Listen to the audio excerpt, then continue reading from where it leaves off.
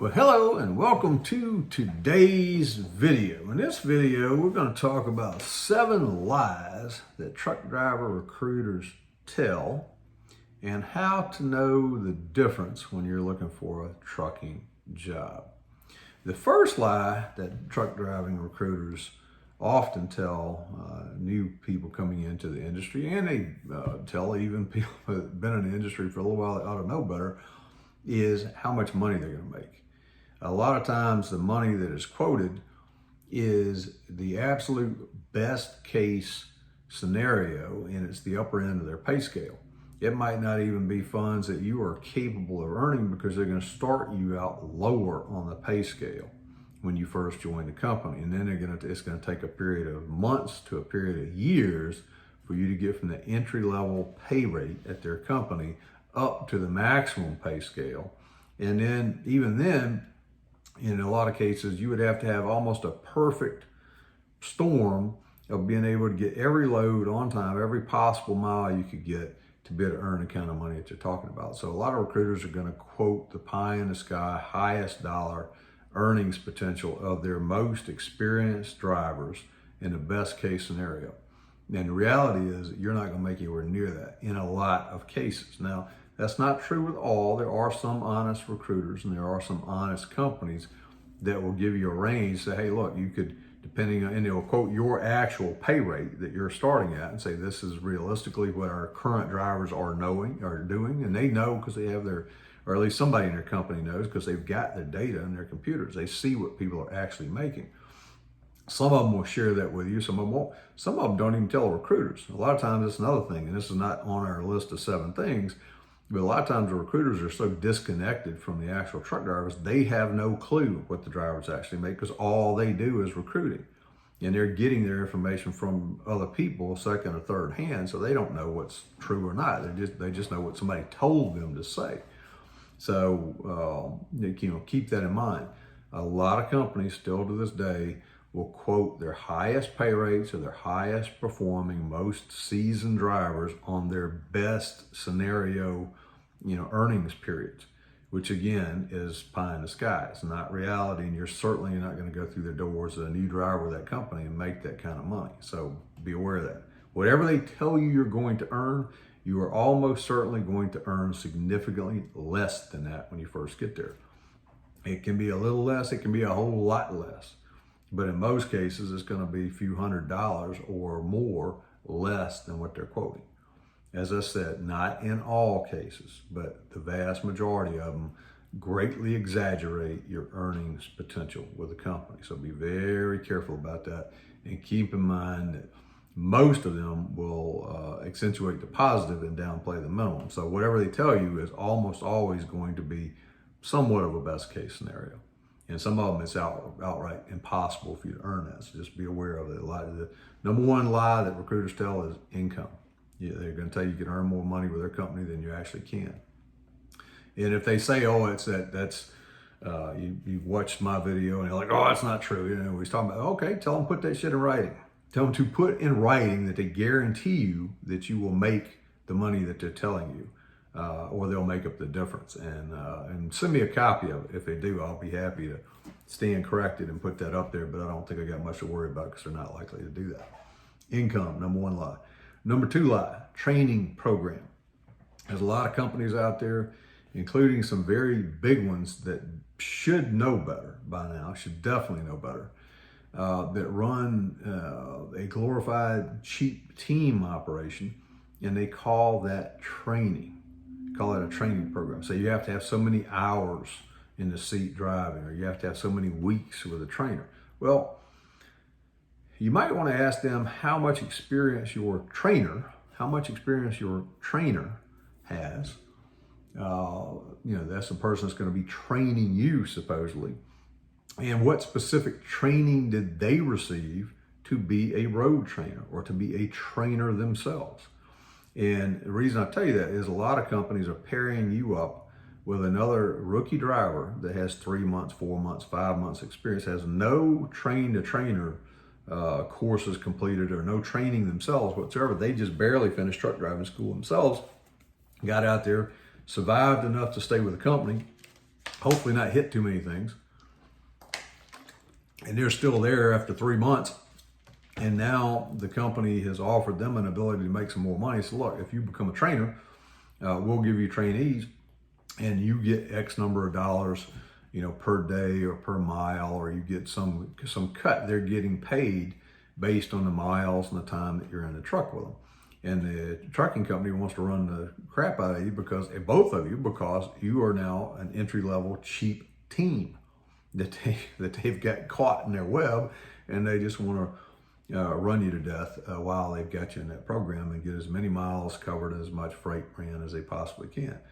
That's not good, because when you finish truck driver training school, what you have is a CDL, which is an important thing, but that's the primary focus of a truck driver training school, is to get your skill level up so you can pass your skills test and get your CDL. The second purpose of a truck driving school is to teach you the fundamental basic skills that you can then build upon as you go out into the world and deliver freight, and continue to learn as you do that. But it's ideally designed for you to go out and get what some companies call a finishing program. Other people call it a training program. I always call it a road training program, or just a training program. And that means that what you should be, in my opinion, you should be paired up with another driver that has, at the absolute minimum, even in today's deal, at least 9 consecutive months of current driving experience in the same equipment, in the same lanes, and the same freight and stuff that you're going to be expected to do. Ideally, you should have 2 years or more, but at a minimum 9 months, not 3 months, not 2 months, not 1 month, not 15 days. They need to have enough experience out there on their own where they've proven that they can do this and that they're settling into the routine themselves. And that doesn't happen at 3 or 4 months, okay? At 3 or 4 months, they're still trying to figure out what's going on themselves. The other thing that they need is they need some train-the-trainer instruction themselves. They need to know how to talk to trainees. They need to know how to document the training process. They need to know how to follow a curriculum, a specific series of things that need to be accomplished and completed with you before you're cut loose to go out there and do this on your own. So that's in your best interest and benefit. It's also a situation where if it's a true training program, anytime that you're driving the truck, the so-called trainer should never, ever be in the bunk sleeping. And that's how you can tell the difference. That's one of the key ways you can tell the difference between a cheap team operation with a clueless motor carrier. And I don't care how big the carrier is. You can have 10,000 trucks for all I care. If they're putting you in a truck and they're calling it a training program, and your so-called trainer is in the bunk sleeping, that's not training. That's a team operation.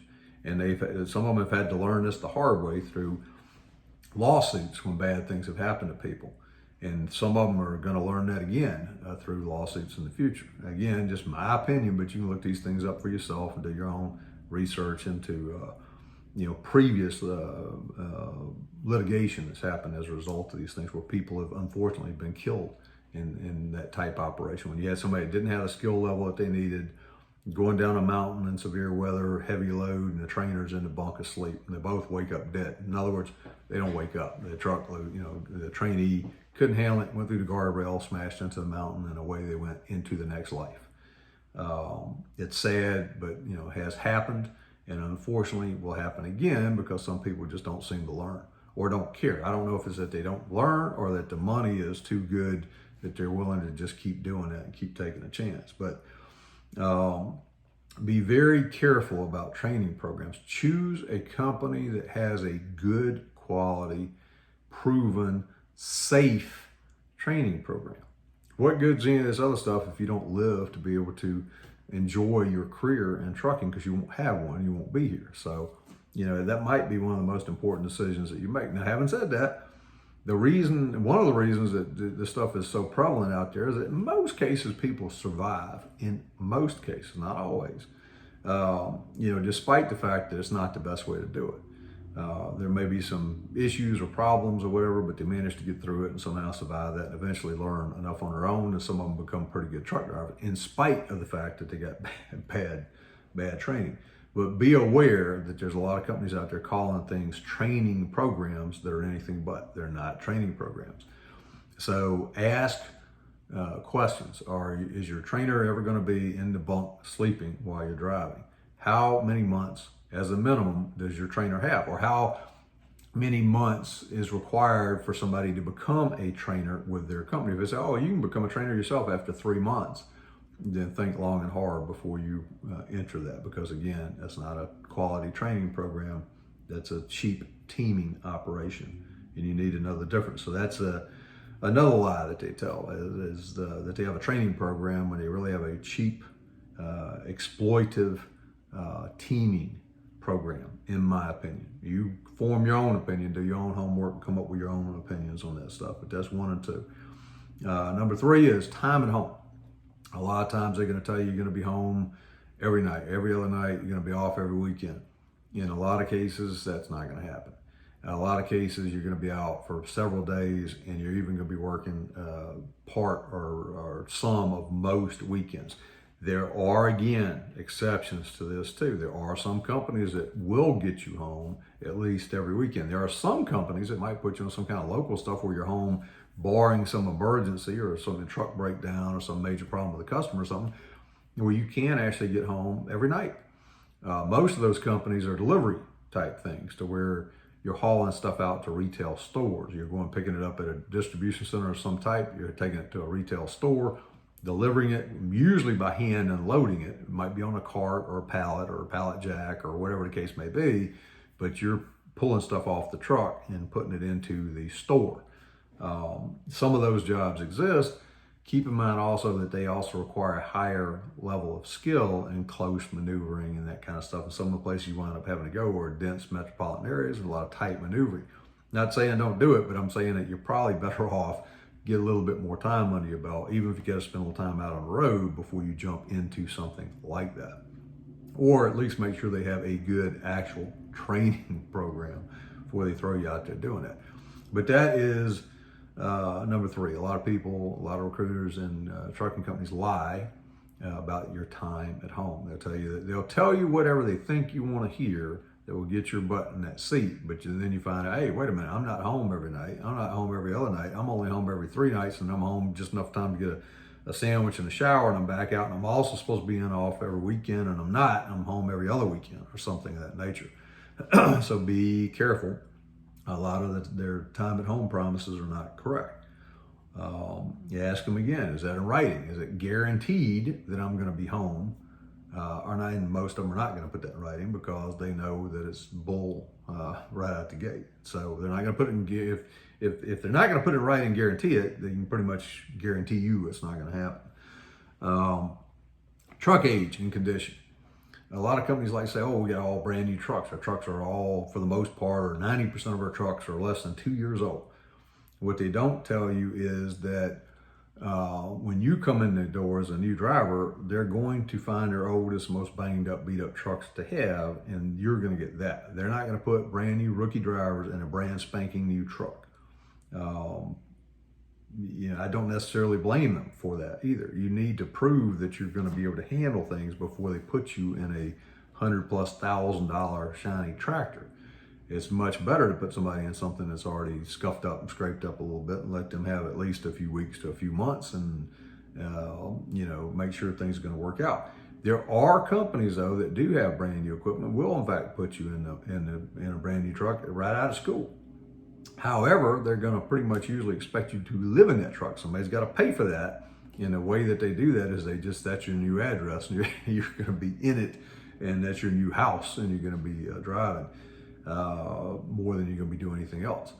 But be aware that a lot of the companies don't do that at all. They say, oh, we got brand new equipment. It's 2 years old. It's a year and a half old or whatever. That may be true, but the old broke down truck out by the back that's scraped up and scratched up and nasty, is the one that they're going to stick you in. So when they say that, say, that's great that your trucks are brand new. Are you going to put me in a 2-year-old truck or a 1-year-old truck or a brand new truck? And can you guarantee that? And then make a note of that, or better yet, ask them, is that in writing? Is it guaranteed that I'm going to get a truck that is under 2 years old? If that's what they told you to get through the door, then they should be able to guarantee you that. But most of them are not going to, because you're probably not going to get that. Again, there are some exceptions. I do know of a couple of good companies that will put you in an almost brand new truck, but even those companies, even the good ones, are going to require you pay for that truck, which means that you're not going to be home very often. You're going to be out on the road for weeks at a time. If you want to be out on the road weeks at a time, there's a few of them that will do that. Just make sure you're talking to one of the companies that actually follows up on that. So the type, truck, age, and condition is another lie that people are told. Local jobs, a lot of times they tell you as soon as you get in the door, you can go ahead and apply for one of our local accounts. You can get a local job. We're hiring you as a regional or an over-the-road or a long-haul driver, but as soon as you get in here, you can get a local dedicated job, and you can be home every night and off every weekend. That is most of the time a lie. Local jobs are highly sought after. They're sought after by experienced drivers, and they're sought after by the more experienced drivers than you that are already on board that company that want those jobs for the most part. And they're going to get them before you are. If you're the new person coming in, people that have already been there, and more seasoned, experienced drivers, even from other companies, are going to be given those jobs first, because that's what's necessary to entice them there or to keep them there if they're already there. Again, there are exceptions to that. There are exceptions to almost everything, some, but the exceptions are relatively small percentage-wise. And usually, if they're going to let you go right on a dedicated account, it's usually some kind of dedicated account that a lot of experienced drivers don't want, like dollar store type things where you're fingerprinting, your hand unloading a lot of freight in a day. It's hard physical work. It's tight and close maneuvering. A lot of people don't want nothing to do with that. So you might be able to get something like that.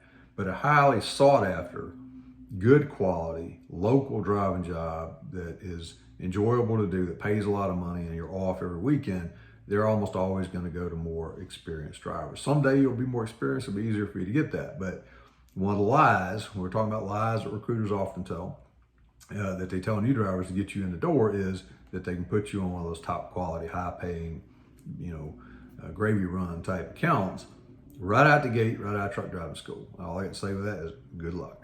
So be aware, you've been warned on that one too. The number 6 lie that people tell you is, that recruiters tell you, the number 6 lie some truck driving recruiters tell you, is that you have a job. You would think before they would, send you a bus ticket or a flight, or tell you to rent a car and they're going to reimburse you for it, or whatever the case may be, and they bring you all the way from Virginia to Texas or wherever. I'm just picking on Texas, but it could be anywhere, any other state. They tell you they bring you hundreds to 1,000 miles or more from your home, and you go down there and you get to orientation, and you find out after the fact that you don't have a job because they didn't like something that's in your work history, or they got something back on your driving record that you would think they would have thought to check all that crap before they had you come that distance. And and you find out that you don't have a job after all. Like, sorry, it didn't work out. Have a nice day. And you'll also find out then too that in most cases, almost all cases, they're not going to pay to get you home. They might have paid to get you down there. Now you're, 200, 500, 1,000 or more miles from your home. And most people, when they're starting new jobs, are broke or near broke. You don't have a lot of money. And guess what? Now you don't have a ride to your home.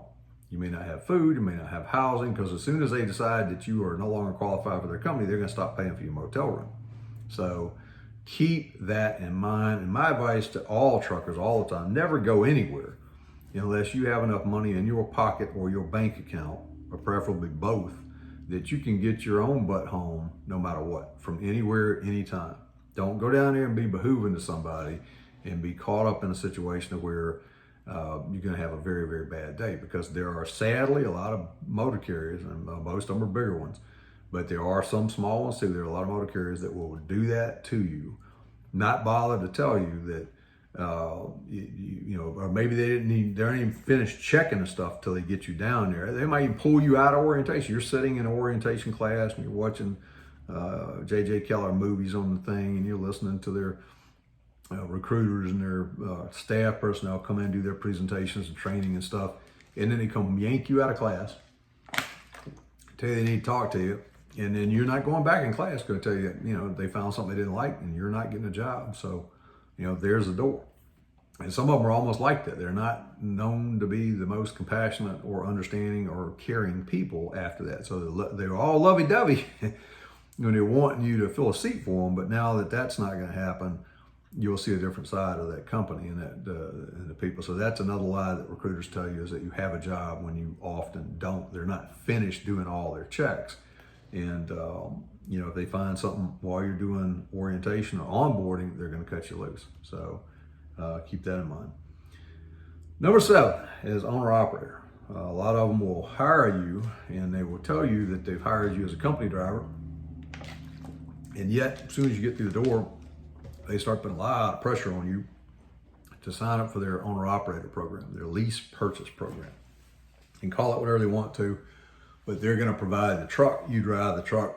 But the lies that they tell and to start with is that you're being hired as a company driver when they're really trying to put you into an owner-operator program. And the other bigger lie with that is, what they don't tell you is that what many of them are doing, and again, my opinion, based on my experience over 30 years, almost 30 years doing this, not quite 30 years, but almost, of being in this business, and what I've seen and dealt with hundreds and hundreds of drivers over a lot of time. But it's still just my opinion based on those things. You figure out your own opinion. But what they fail to tell people is, the reality is that the reason that they push so hard to push you into these programs is, it's not because they're your business partner. They're trying to help you make a whole bunch more money. It's because they can transfer most, if not all, of the cost of that truck. They're going to transfer the cost of the truck, buying and paying for the truck itself, to you. You're going to pay for that truck. The fuel, you're going to pay for the fuel. The tires, you're going to pay for the tires. The PMs, the maintenance and repairs, you're going to pay for all that stuff, okay?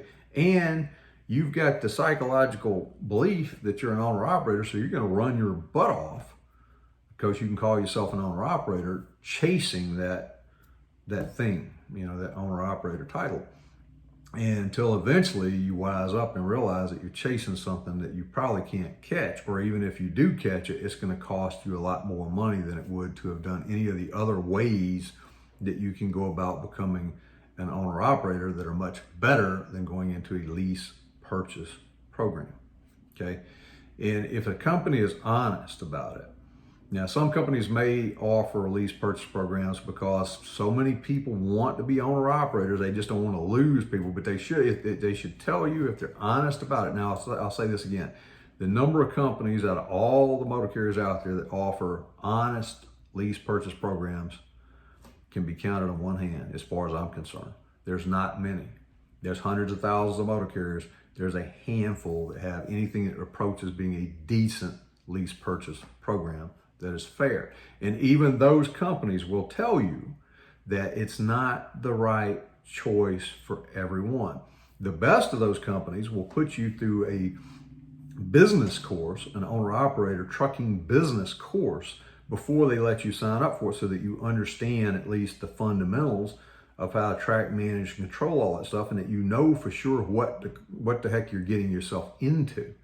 And they'll usually have somebody that's acting as a coach or a mentor or a guide to help you through that. And then they will still tell you up front that, yes, we're doing these things for you, but we're making a crap ton of money in the process of this. If you want to do it with that understanding and everybody's on the same sheet of music and it's honest and straightforward, and it should also have a walk-away provision so that, hey, at any time, if you don't like it, you can walk away with no penalty other than the money and the time that you already put into it. But some of them are not like that. Some of them rope you into contracts that are extremely disadvantageous to you and very advantageous to them. So read the small print, make sure you know what the heck you're getting into, because a lot of the things that recruiters tell you about their owner-operator programs and the other personnel that will tell you when you get to their onboarding events about owner-operator stuff is just lies, and it's mistruths, and it's misinformation. And remember what I told you too, a lot of times a recruiter tell you being hired as a company position, you get down there, or you're being hired for some specific thing, and you get down there and you got Slick Willie coming out, putting a whole lot of pressure on you and trying to tell you how great it is to go into their lease purchase program, pushing it. So now you've been given some more information to think about. There's 7 things that you need to think long and hard about that recruiters and other trucking company staff often lie or at least give inaccurate, otherwise untrue information about. That's based on my experience and the things I've done in trucking and life.